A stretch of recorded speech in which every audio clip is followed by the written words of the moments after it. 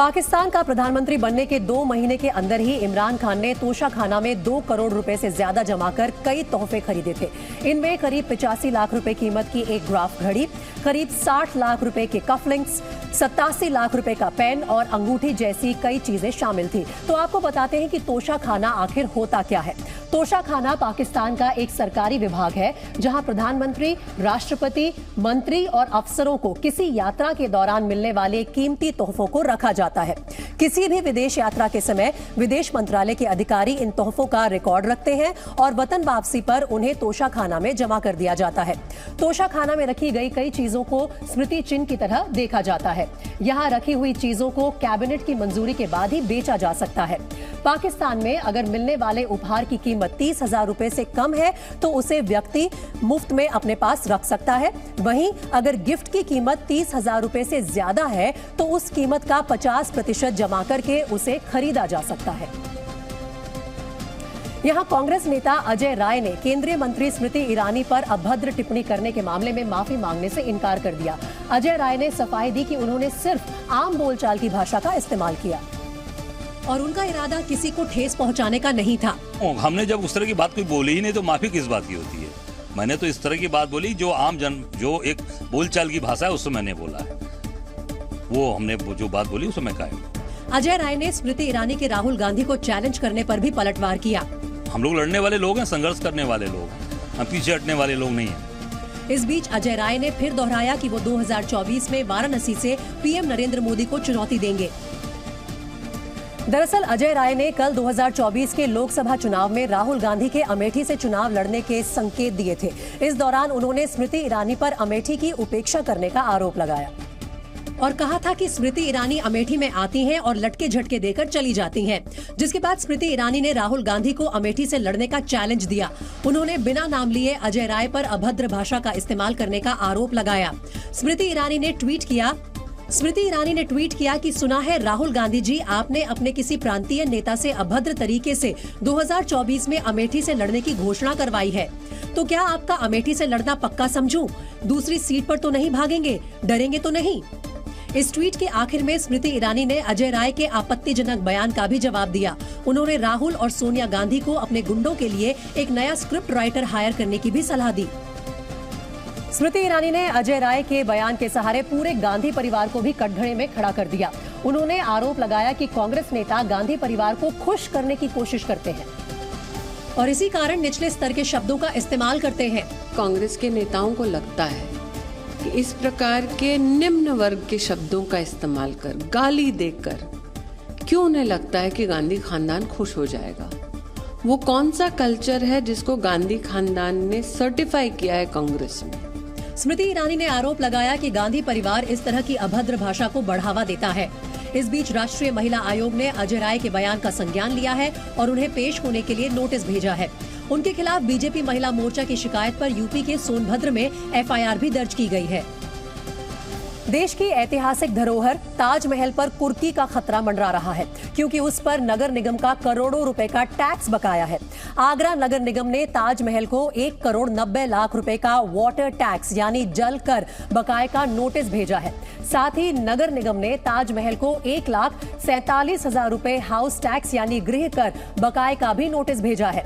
आगरा नगर निगम ने एएसआई को 15 दिन के भीतर बकाया रकम का भुगतान करने को कहा है और तय समय में ऐसा नहीं करने पर नगर निगम ने ताजमहल को अटैच करने की चेतावनी भी दी है। वहीं एएसआई की दलील है कि ऐतिहासिक इमारतों पर प्रॉपर्टी टैक्स नहीं लगता है और ना ही वो वाटर टैक्स देने के लिए बाध्य है क्योंकि ताजमहल में पानी का व्यापारिक इस्तेमाल नहीं किया जाता है।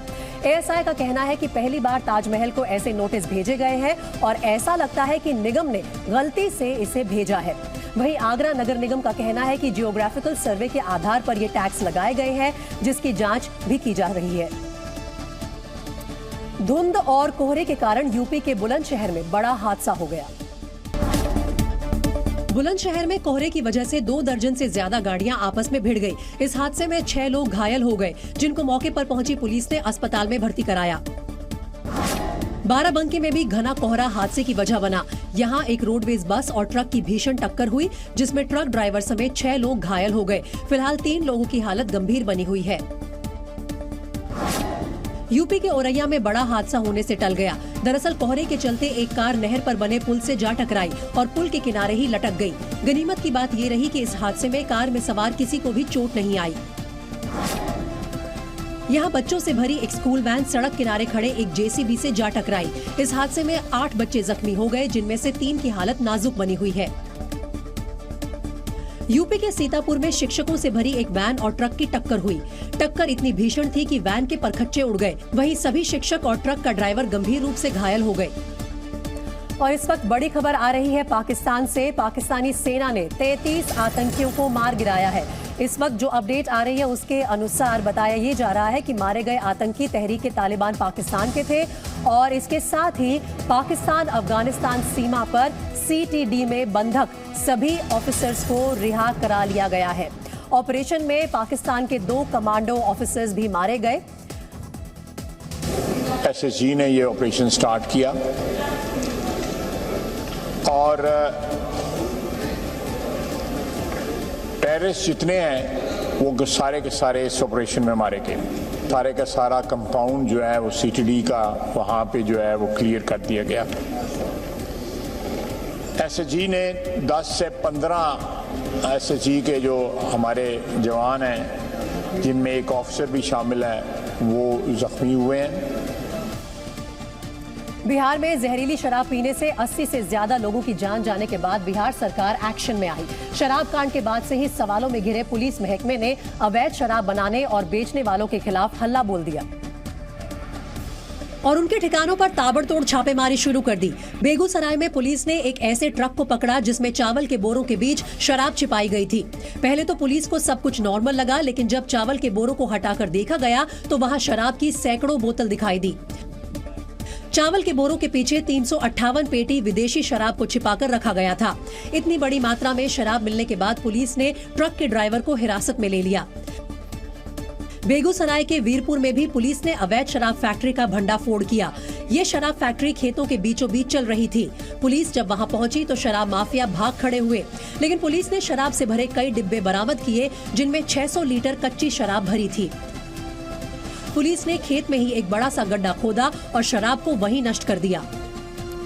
वहीं बिहार के बगहा जिले में भी पुलिस और उत्पाद विभाग की टीम ने शराब कारोबारियों के ठिकानों पर छापा मारा, लेकिन यहां पुलिस को कार्रवाई करना भारी पड़ गया, क्योंकि छापेमारी की सूचना मिलने पर शराब माफिया ने महिलाओं के साथ मिलकर पुलिस और उत्पाद विभाग की टीम पर हमला कर दिया।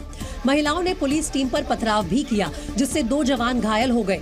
पुलिस टीम जब तक संभल पाती तब तक हमले में शामिल महिलाओं ने उनकी गाड़ी पर भी धावा बोल दिया और बड़े बड़े पत्थरों से गाड़ी के शीशे तोड़ दिए।